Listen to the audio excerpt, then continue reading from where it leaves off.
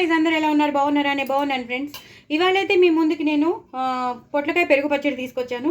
So పొట్లకాయ పెరుగు పచ్చడికి నేను ఫస్ట్ అయితే ఉల్లిపాయలు ఎక్కువ వేసుకోవాలి. ఉల్లిపాయలు పచ్చిమిరపకాయలు వేసేసుకోవాలండి. నేనైతే రెండు పెద్ద పెద్ద ఉల్లిపాయలు తరిగి పెట్టుకున్నాను. అలాగే ఒక 8 పచ్చిమిరపకాయలు సగానికి తుంచేసేసాను. సో ఉల్లిపాయలు, మనం టమాటోలు వేస్తాము. చాలా బాగుంటుంది పెరుగు పచ్చడి. మనం చేసేది పొట్లకాయతో కాబట్టి చాలా చాలా బాగుంటుంది. ఇలా ఒకసారి నూనెలో కలిపేసుకోవాలి. మనం తగినంత నూనె వేసేసుకుని ఇలా వేయించేసుకోవాలి. హైలో పెట్టేసుకోవచ్చు. మనం పసుపు వేసేసుకోవచ్చు.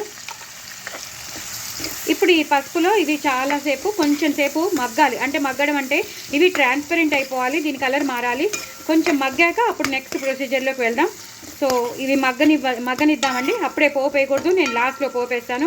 ఇవి ఒక్కసారి ట్రాన్స్పరెంట్గా వచ్చేసాక మీకు మళ్ళీ చూపిస్తాను. అప్పటి లోపలైతే కరివేపాకు వేసేసుకోవచ్చు. వేసేసుకుని ఇలా కలిపేసుకోవాలి.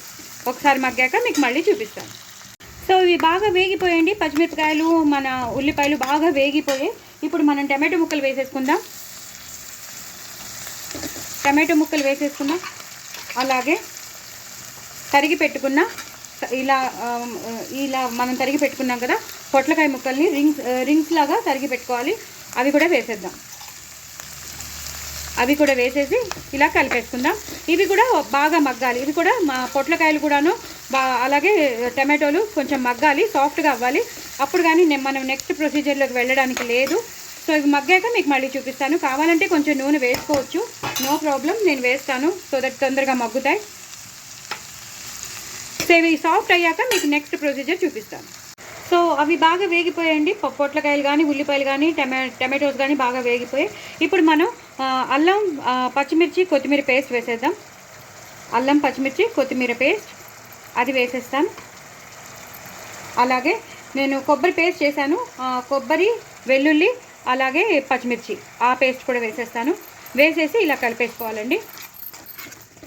ఈ మసాలా మొత్తం ఈ పొట్లకాయ దాంట్లో వేగాలన్నమాట. అందుకే నీళ్లు నేను పోయలేదు కదా, అవన్నీ పొట్లకాయకి వచ్చిన నీళ్ళే. సో పొట్లకాయ వదిలేసిన నీళ్లు మాట. సో ఇప్పుడు మనం వేసిన ఈ కొత్తిమీర, అల్లం, పచ్చిమిర్చి, కొత్తిమీర పేస్ట్ కానీ కొబ్బరి పేస్ట్ కానీ చెప్పాను కదా, కొబ్బరి పేస్ట్లో ఏమేమి వేసానో కొబ్బరి, పచ్చిమిర్చి, వెల్లుల్లి గ్రైండ్ చేసుకున్నాను. అలాగే కొత్తిమీర, అల్లం, పచ్చిమిర్చి, మన అంతే ఉల్లిపాయ అంతే అవే గ్రైండ్ వేసేసాను. సో కొత్తిమీర పేస్ట్ కూడా వేయాలి, అలాగే కొబ్బరి మసాలా కూడా వేయాలి. ఇప్పుడు బాగా వేగనివ్వాలండి. 1 నిమిషం మగ్గాక మీకు మళ్ళీ చూపిస్తాను. అంటే ఈ మసాలా అంతా దీంట్లోకి వెళ్ళిపోవాలన్నమాట. వెళ్ళిపోయాక మీకు మళ్ళీ చూపిస్తాను. సో చూసారు కదండి, పేస్ట్ అంతా మొత్తం ఈ పొట్లకాయ దాంట్లోకి బాగా వెళ్ళిపోయింది. సో అంటే బాగా మంచిగా పట్టేసుకుంది. ఇప్పుడు నేను పెరుగుని డైల్యూట్ చేసి పెట్టుకున్నాను. మనకి ఎంత డైల్యూట్ కావాలో అంత డైల్యూట్ చేసి పెట్టుకున్నాను. దాన్ని ఇలాగా మొత్తం ఈ పొట్లకాయ మిక్స్చర్లో కలిపేద్దాం. మనం చేసి పెట్టుకున్న పొట్లకాయ, ఉల్లిపాయ, టమాటో, అలాగే అల్లం, పచ్చిమిర్చి వేసిన కొత్తిమీర పేస్ట్, అలాగే కొబ్బరి పేస్ట్లో ఇది బాగా అయిపోవాలి. అలాగే ఇప్పుడు వేసినప్పుడే మనం శనగపిండి డైల్యూట్ చేసేసి అది కూడా వేసేసుకోవాలి. శనగపిండి కంపల్సరీ వేసుకోవాలండి, లేకపోతే బాగోదు. పెడితేనే బాగుంటుంది. అలాగే జీలకర్ర, ధనియాల పొడి అది కూడా వేసేసుకుంటాను. ఇప్పుడు దీన్ని ఒకసారి బాగా బాయిల్ అయ్యేటట్టు చూడాలి. అంటే మరగాలి. ఇది మరిగితే అప్పుడు మనకి కొంచెం థిక్ కన్సిస్టెన్సీకి వస్తుంది. నెక్స్ట్ ప్రొసీజర్ మీకు మరిగాక అది థిక్ కన్సిస్టెన్సీకి వచ్చాక మీకు మళ్ళీ చూపిస్తాను. చూసారు కదండి, బాగా మరిగిపోతుంది. ఇలా మరిగిపోవాలి. మనం శనగపిండి వేసాం కాబట్టి ఇలా థిక్ కన్సిస్టెన్సీకి వచ్చేస్తుంది. ఇది ఇంకా చల్లారాక ఇంకా గట్టిపడిపోతుంది మన పొట్లకాయ పెరుగు పచ్చడి. ఇప్పుడు మాత్రం మనం తగినంత ఉప్పు వేసేసుకుందాం. రుచికి తగినంత ఉప్పు, దీనికి ఎంత పడుతుందో అంత ఉప్పు వేసేసుకుంటాను. అలాగే కొంచెం కారం వేసుకుంటాను, ఎక్కువ అక్కర్లేదు. కొంచెం కారం వేసేసుకుని ఇలా కలిపేసుకోవాలండి. అలాగే లాస్ట్లో ఇంకా మనం క్లైమాక్స్కి వచ్చేసాం కాబట్టి కాడలతో ఉన్న కొత్తిమీర, కరివేపాకు 2 కలిపేసి ఒకటేసారి వేసేస్తున్నాను. అది కూడా వేసేసుకుని ఇలాగా కలిపేసుకోవాలి.